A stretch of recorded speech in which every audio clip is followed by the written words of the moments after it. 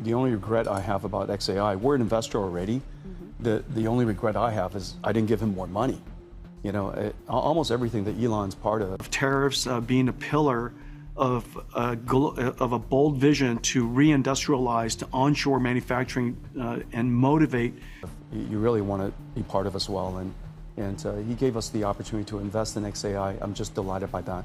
And so that's an investment. It's just an incredible vision. I think this is going to be a transformative idea for the next century for us.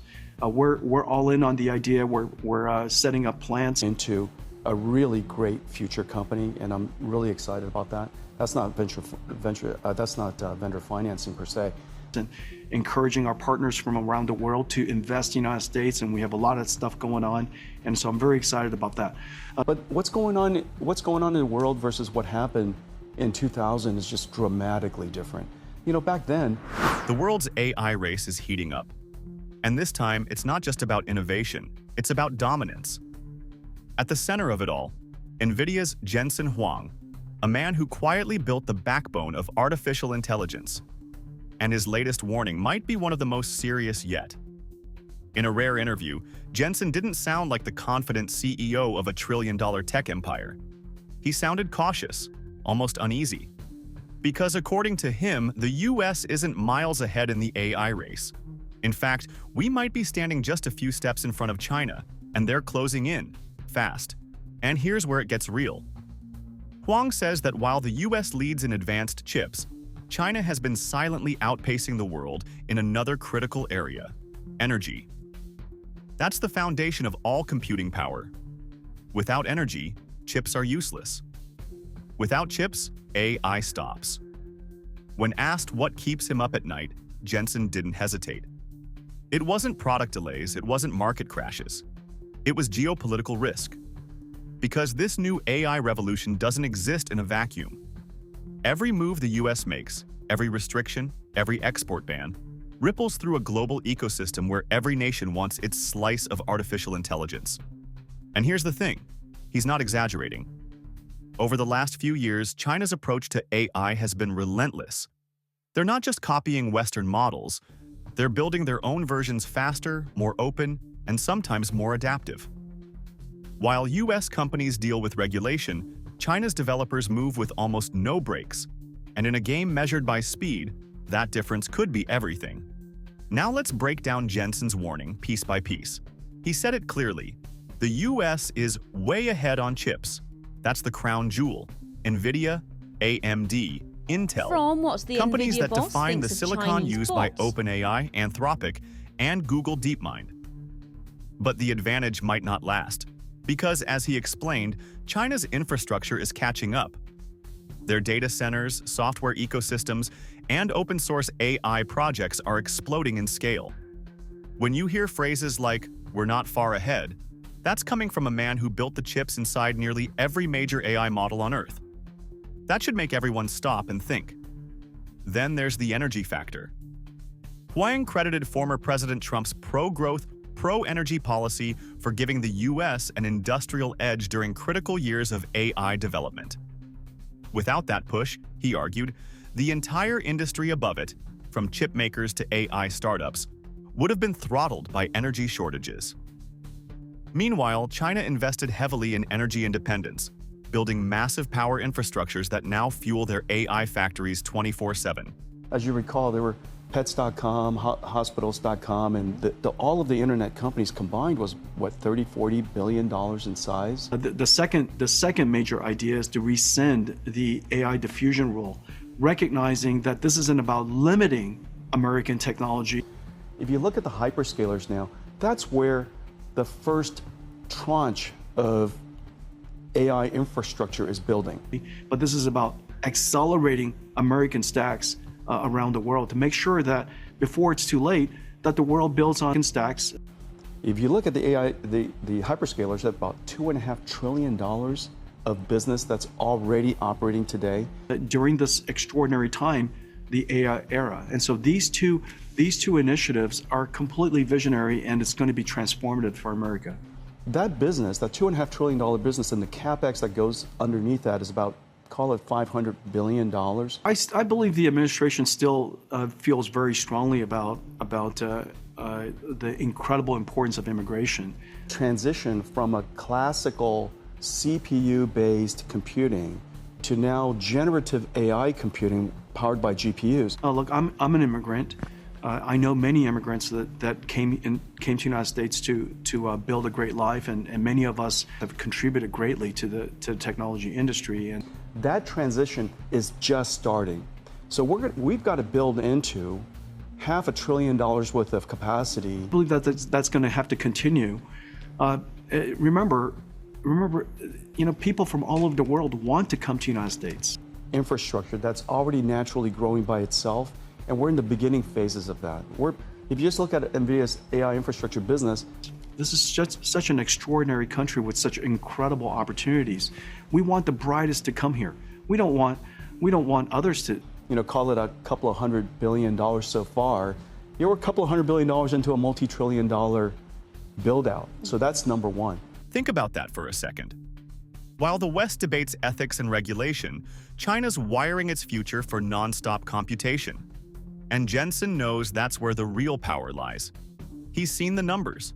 Megawatts of capacity being built just for AI training clusters. He knows that whoever controls scalable, affordable energy controls the next industrial revolution. But here's the real dilemma. If the US restricts chip sales to China, as many have urged, it could slow China down temporarily, but it could also backfire. Huang compared it to shutting down half the world's developers. He said, imagine you run an app store. Would you want half the planet's developers locked out? No, because that ecosystem is what makes you strong. His point? If America cuts off too much, China won't stop building. They'll just stop building with us. And once that happens, we're not competing in the same race anymore. We'll be running parallel tracks. Right now, about 50% of the world's AI researchers are in China. The country represents roughly 30% of the global tech market, and it's home to more than 1 billion users. That's an audience and developer base the US simply can't ignore. Jensen's warning was crystal clear. If the US isolates its technology, it isolates its future.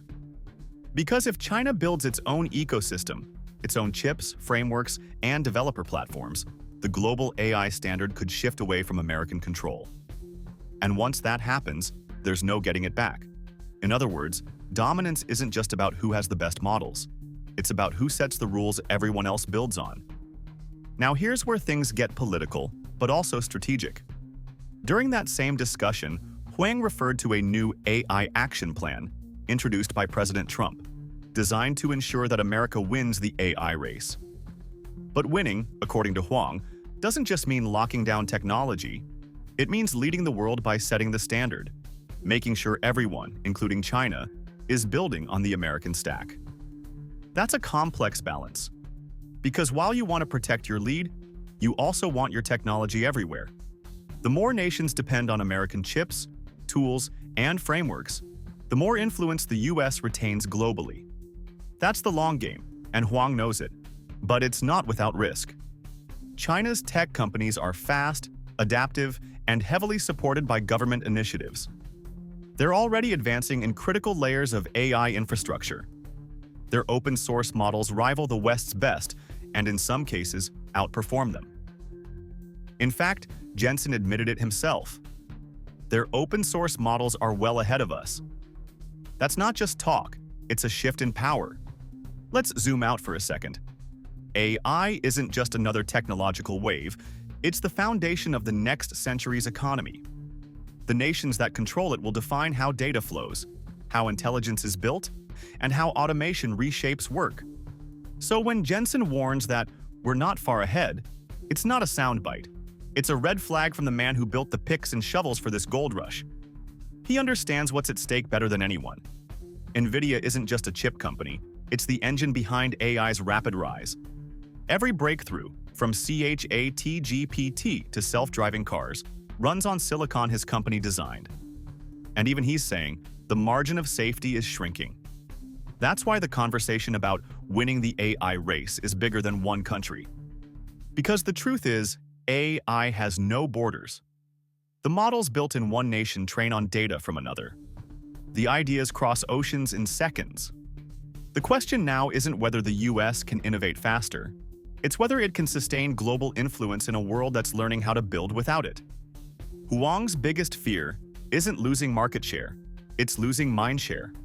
Once global developers stop building on US platforms, the AI world becomes fragmented. American companies may still have the best chips, but if the rest of the world isn't using them, that advantage becomes symbolic, not strategic. And that's the quiet tension sitting under all of this. If the US keeps tightening restrictions, it risks forcing China to go fully independent. But if it opens too much, it risks losing control. Either way, the balance of power is shifting faster than anyone expected. Huang's vision for the future is nuanced. Keep the US ahead in innovation, but make sure the world still builds on American tools. That's how you win the AI race, not by closing doors, but by making yours the platform everyone depends on. It's the same strategy that made Microsoft Windows the global standard in the 90s and Android the backbone of mobile in the 2010s. Whoever builds the foundation everyone else stands on doesn't just win markets, they win decades. Part of it that's really unique is that we have a new generation of AI companies. The new AI companies like OpenAI and Anthropic and xAI. For years, it's multifaceted, and I think it's helpful to look at it in this lens. First, of course, AI is a new technology. And companies that are well, Thinking Machine Labs from Mira and Ilya Sutskever's SSI. It's a new technology in the sense that it's built differently than software of the past, and this new software can do things that software of the past could not do. Misha's company, Reflection, and I mean, there's a whole bunch of amazing AI model builders now. This generation of AI model builders. And so it's incredible technology. All the things it can do, all the things that we have to do to keep it safe, all the amazing things that it's going to enable. We want to make a difference. We want to make it possible for them to come here and bring their great ideas, bring their great intellect, and help us build a great America. What's happened in the last several months, a transition happened that is really, really important. There's the technology layer. The second layer, which is rather new, in the last technology industry. And so I think the administration is all in on that, and I don't think anything that they've said changes that. These AI tokens, basically at a loss. And the reason for that is because the early AI models they were super interesting. Software production, it was done by humans typing. Now we have a new industry, and this software is produced. The last several months has been very clear that the new technology is now reasoning, it's doing research. Tesla and xAI. Elon's, as you know, is just an extraordinary engineer, and I love working with him. You apply electricity to it, and what comes flying out of it are tokens. And these tokens could be reformulated into numbers and words. And question, it goes on the web and studies other PDFs and websites. It can now use tools, generate information for you. We've built some amazing computers together. We're going to build many more computers together. And work that he's doing in Grok, his self-driving car. Proteins and images and videos and three-dimensional structures, and you could reformulate these tokens into all kinds of things. And it creates responses that are really useful. I use it every day, to the point where now the tokens are profitable. Optimus, these are all, every single one of them world-class, every single one of them revolutionary, every single one of them are going to be gigantic opportunities. Enterprise AI build-out that's happening now, my favorite enterprise AI service is Cursor. Call it intelligence. And so this machinery, this machinery looks different than the machinery of the past. And I call it an AI factory because it does one thing. Cursor is an AI coder. And every one of our engineers, 100%, is now assisted by AI coders. Optimus opportunity is just right around the corner. It's very likely that human robots are going to be robots that we can deploy into. And our productivity has gone up incredibly. And so you're now seeing enterprise AI companies like Cursor, Open Evidence, I love Lovable. Every single day it's producing tokens. And the layer above that is infrastructural. Relatively easily, and this is the first robot that really has a chance to achieve the high volume and technology. All of these companies are some of the fastest growing companies in the world, and they address enterprise. And so enterprise AI is here. And this is the reason why we now internalize that AI is likely going to be quite an extraordinary industrial revolution. To have incredibly profitable and incredibly useful AIs long before AGI. And for example, right now, Cursor AI. Scale necessary to advance technology. And so I think this is likely to be the next multi-trillion-dollar industry. And I'm very excited for him. In the sense that this new technology is going to enable a new industry that I just mentioned, AI factories, the production of intelligence. Yeah. You know, Cursor's AI software coder is incredibly useful. All of our engineers use it. We have some 40,000 engineers. But I'll be seeing lots of heads of states, and I'll be in France and UK and Germany. But it's going to go back and revolutionize and transform every other industry. And so all of these tokens are going to go into healthcare and education. This is a brand new thing. Yeah. Remember, AI, unlike previous technologies are tools that humans use. That every country recognizes that artificial intelligence, like electricity, like internet, like communications, is part of a national infrastructure. A web browser is a tool that humans use. For the very first time, we have technology that can actually use tools by itself. This is education. I use it every day for education. Financial services, engineering. We use AI every day for software programming and supply chain management. Society could do without intelligence, as you know, and there's an awakening that every country has to take some initiative. Sure, uses Visual C++, and and now we have Gemini agents that are able to use the browser to ensure that their country and their society has access to artificial intelligence. Browse for groceries or destinations or book travel for you, and it can use tools by itself. So it's about to go into manufacturing and so on and so forth. And so when you think about it from these three layers, it's very clear this is as transformative. Countries to bring AI infrastructure to them and work with them to build AI factories. So this is really quite an extraordinary thing. This tool users, the tool industry is a few $1 trillion. Yeah. As impactful as electricity was before, and it's going to revolutionize every industry. So it's an industrial revolution. Teen number of AI factory projects in discussion and development, and so I'm really excited to make this trip. Tool user industry is $100 trillion, which is the reason why everybody's so excited about the future of technology, because it could augment. We make lawnmowers, and it could be Caterpillar, and or they build construction machinery. Labor, it can increase the productivity of labor, and here at NVIDIA, it's increased our productivity tremendously. Today, it's largely manually manipulated. In the future, it'll be autonomous or highly autonomous. Specialized intelligence. Yeah. We love when I hire engineers, I like them to be generally intelligent, and that's a great thing. It becomes autonomous, then it'll be software defined, and so you're going to have to produce those tokens, those software that feeds that tractor. But once they come to NVIDIA, we make them highly specialized intelligent, so that they could build things that NVIDIA needs. And so in the future, every company that builds things will have a factory that builds the things that they sell, and then they'll have another factory. And so I think the idea of specialized intelligence versus generalized intelligence will continue to happen. And where the real value for enterprises and companies are. And right now, both America and China are racing to become that foundation. The stakes? Nothing less than the digital blueprint of the next century. Huang's closing message wasn't angry, it was urgent. He said America can't afford to walk away from 30% of the world's market. Because if it does, it won't just lose revenue, it'll lose reach, developers, and cultural influence. And that would mark the beginning of the end of US dominance in AI. He's not sounding an alarm for politics, he's sounding it for survival. Because for the first time in decades, the West's technological lead isn't guaranteed. So where does this go from here? Huang believes the next phase will depend on one question. Can the US balance protection with participation?